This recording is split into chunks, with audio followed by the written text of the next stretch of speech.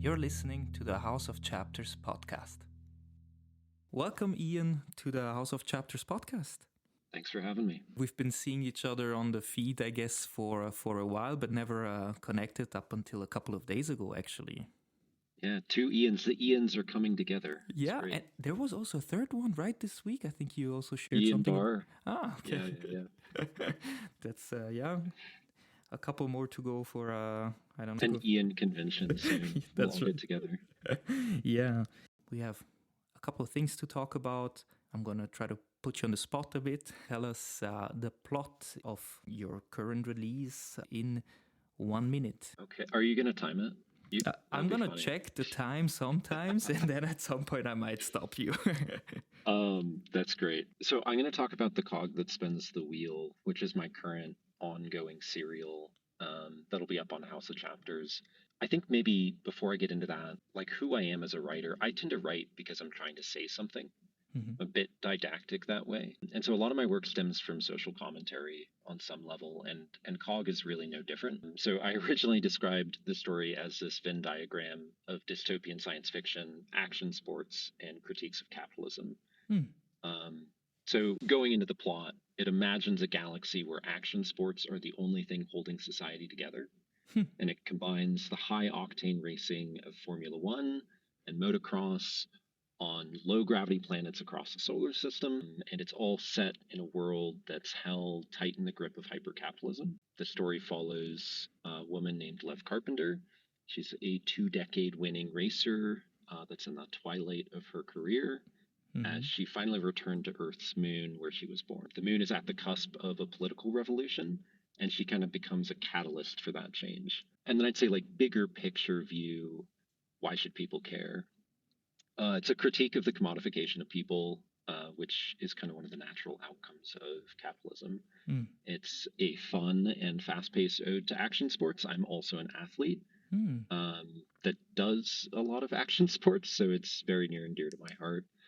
And it's also an acknowledgement to anyone that's experienced a life-changing injury. And in addition to that, and I have an essay I can share on this, but it encapsulates my vision of utopia. And I, planning to put that essay as kind of an addendum in the published work eventually. Wow. Did I keep it under a minute? No, you didn't. But I mean, it's it's. I wasn't gonna stop you there. But it's great. I mean, maybe 2 minutes, but that's totally fine. Wow. Okay. A lot to Unpack there. Yeah.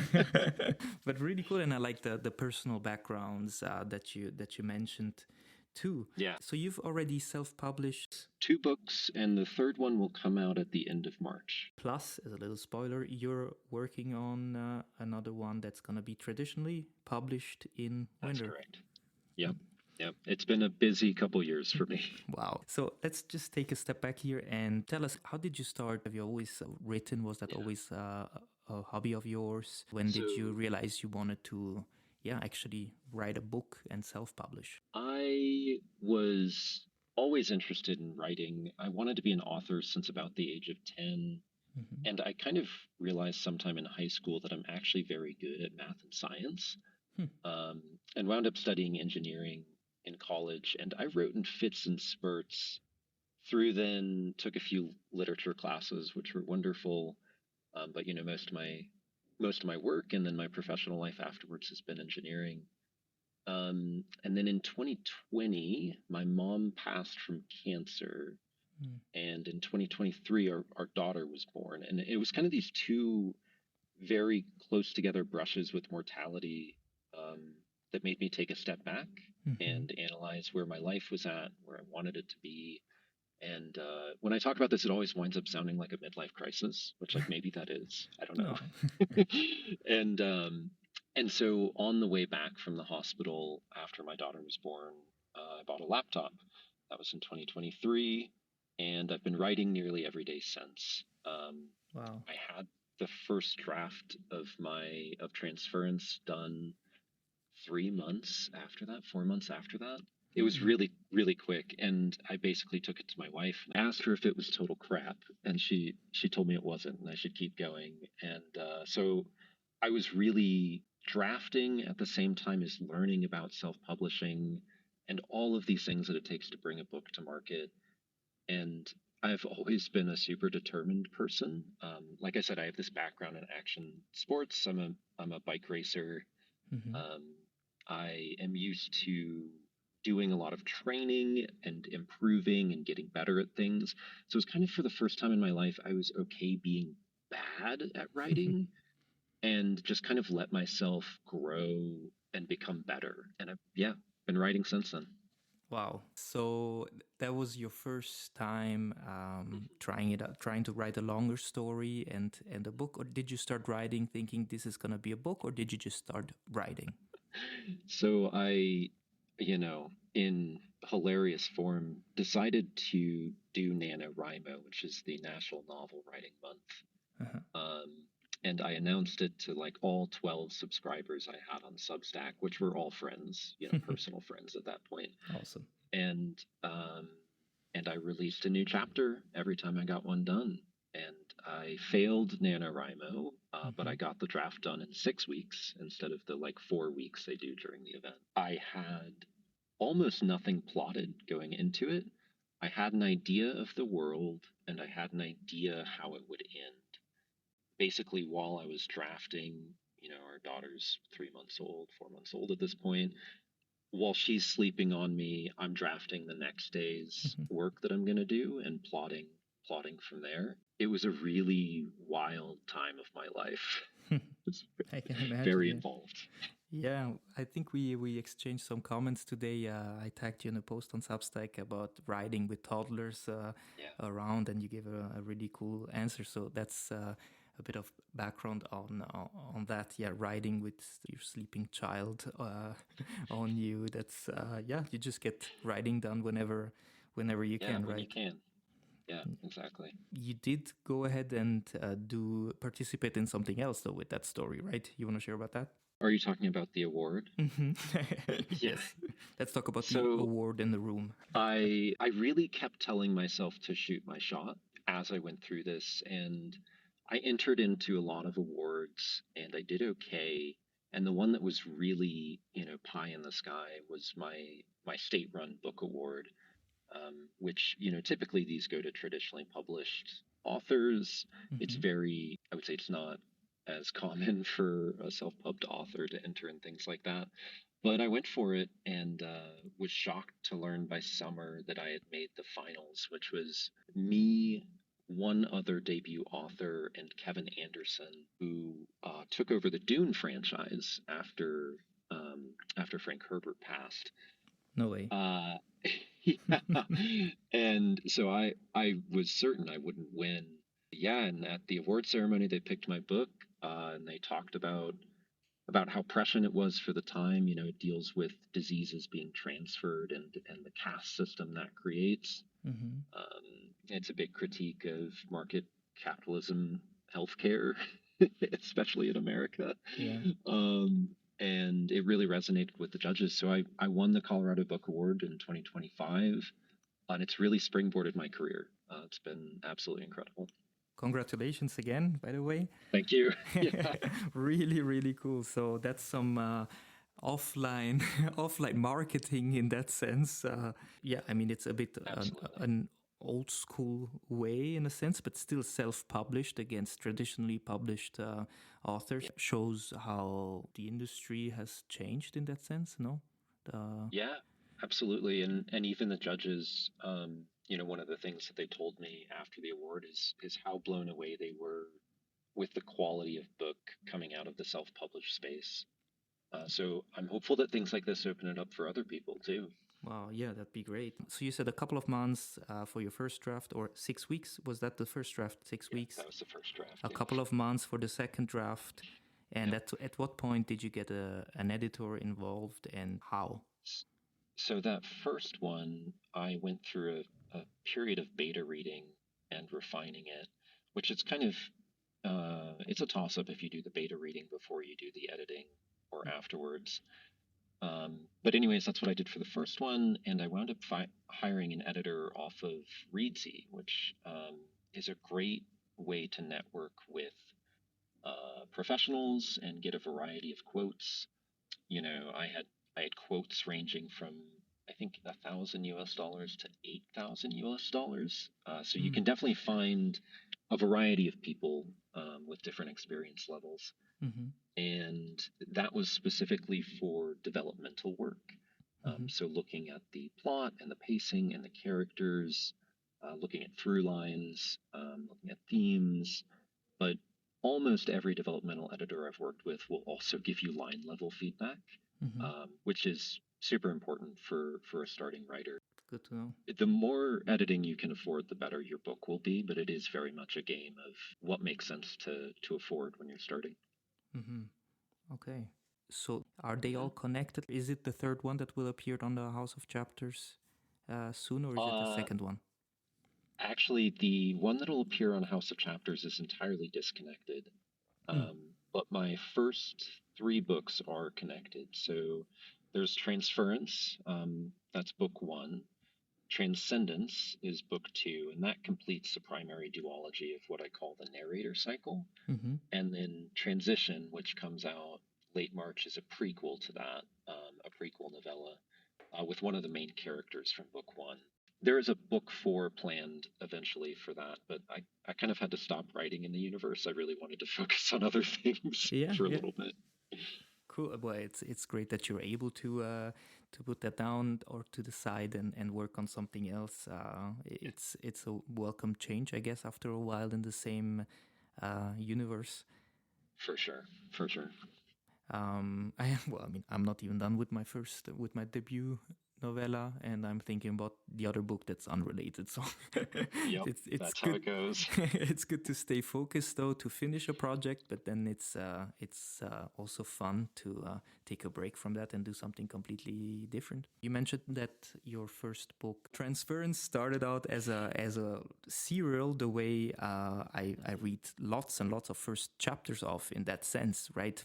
People getting started. You talked about having 12 subscribers. That's actually really Yeah, exciting. You started with 12 subscribers, friends, family, and you put out yep. a chapter of Transference each week or every couple of days. It was every couple of days with that first one, and by the time I had wrapped up putting all the chapters out there, I was already kind of in the middle of editing it, I think, Mm-hmm. on that first draft. And then also in the background, starting on Transcendence Book Two. And so all of my books have actually been serialized on Substack at this point. I'm on my fourth serial now with the cog that spins the wheel. Wow. Um, and I really love doing it. I don't always have, I think we were chatting about the next buttons on the bottom and getting table of contents made, and there are, I think, technical things I don't always think about there. Guess so what year did you start on Substack? 2023 in that sense. The platform 2023, has changed quite a well, bit. Yeah, quite a bit, I guess, also with the yeah. feed appearing. So when you started out, it was just a newsletter in that sense. It was, and it was very slow growth to start. Mostly it was people that I was selling to locally and I Mm-hmm. could convince to hop on there. Mm. Um, and people, it was spreading by word of mouth. So some people would start to follow my chapters as they came out. It was really cool. Wow. And since then, we have a feed and Yeah, social video. media. Yeah, it's become more of a social media platform, but hopefully kept the things that worked out at the Yeah, I beginning. think so. Let's hope it stays that way. I hope Um, so. so let's talk a bit about what actually worked in serializing on Substack, or maybe what failed in that sense. What's something that you wouldn't do again? I think it's really important to have a regular posting frequency that people can get used to. Mm-hmm. Um, even specify it like every second Friday you're going to get a new chapter. Mm-hmm. I think it's really important that you don't have too long of chapters. Mm. So somewhere around the 3,000 word limit, I really wouldn't go past that. I did a few combined chapters Mm-hmm. as I got to the tail end of my serials, and they had just really low engagement, and really low engagement after that too, because people hadn't kept up. So it's actually really important to pace things out so that your reader can keep up. Mm-hmm. And then another thing that I've found is have attractive cover art. Hmm. So even if you're using public domain artwork for it, make something in Canva with the title, and people really resonate with that. They want an image to attach to what you're creating, Mm-hmm. that when they see it in their feed, they know, like, oh, another chapter dropped. Yeah. Um, so I think that's really important. The cover work, which by the way looks amazing, everybody listening should definitely check that out. Yeah. Three beautiful covers. That cover work, did you do that yourself, or was that at the end made by Oh, a designer? yes. Barish Sari, he's a friend now. I hired him to do my first three books. Mm-hmm. And then The Cog That Spins the Wheel also has some custom artwork, my ongoing serial right now. And that's by actually an artist and metal musician that I really like, Mm. his style. And I wanted more of that like punk ethos Yeah. for this one.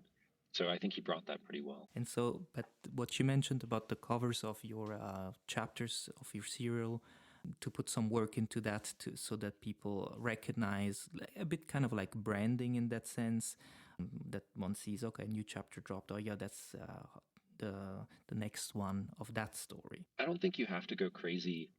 Like public domain review, I spend so much time looking at old artwork on there, and you Mm-hmm. can find something that fits your story that is beautiful and unique, and you probably won't see anyone else using.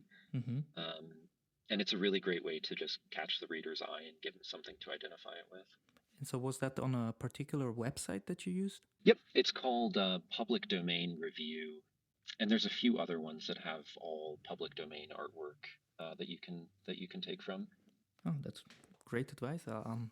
I'll definitely check it out myself. So, what is one thing you'd repeat and one thing you'd never do again?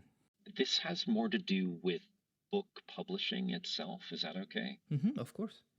Okay, so the big thing that's really worked for me as an author is focusing on community and not sales.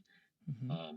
And so when I meet people, I really focus on connecting with them. And I think the sales extend naturally from that.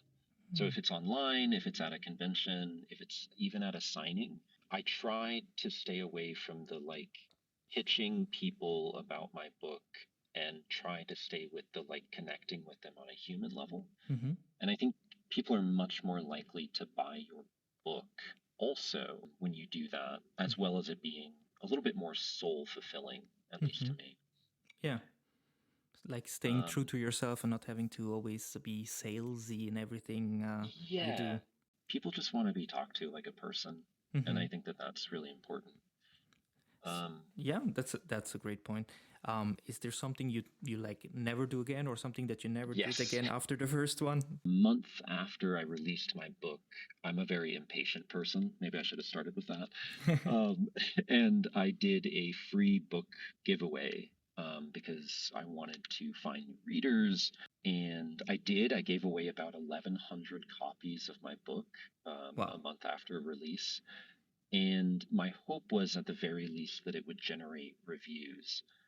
And it really didn't shift the needle on that at all. Because what I learned is people that get books for free from these services, typically they're getting a lot of them. They might never read your book, they just have an e reader full of free books. Mm. Um, I would say to anyone looking at a service like that, it's much better off to do a discounted sale. Those actually work really well, Mm-hmm. and avoid the free book giveaways.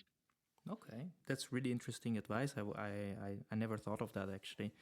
Yeah, that's why sometimes a sale of 99 cents on Right. Amazon or Lulu or whatever platform you're using, it's still, yeah, it's not a lot of money, but it gets your story to people. It's also the question, if you want to, are you writing books to get rich? Mm, Good luck. right. Or are No you, kidding. do you want to share your story and be read and entertain people? And that's completely a different perspective. So Absolutely. really interesting point there. I think one more thing is I have a whole post about things I learned in my first year as an author, that that distills a lot of advice down, both things that went well and things that didn't. And if anyone's thinking about stepping into the self-published space, I'd say read that post. But also, like, feel free to reach out to me. I've had other people reach out for advice, and I help out however I can. Wow. Thank you so much. In the description of this post, you'll find all the important information and links. Just as a quick reminder, 2 books are out already. The winner of the Colorado Book Award is currently on sale, so go grab that.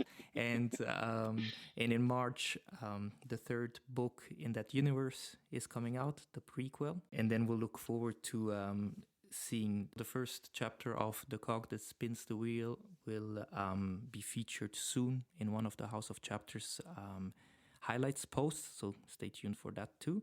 And then we'll look forward to seeing what else you're up to with your release in winter of your first traditionally published book.